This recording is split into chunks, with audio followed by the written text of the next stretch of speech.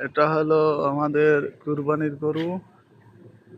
এটার দাম হলো সৌদি ৮,৫০০ রিয়াল।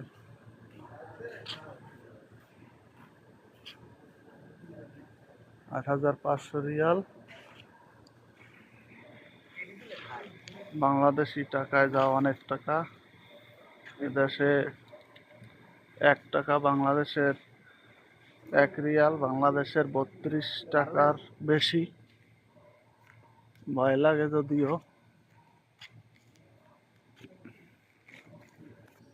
আমাদের নুরু ভাই খাবার দিতে আছে।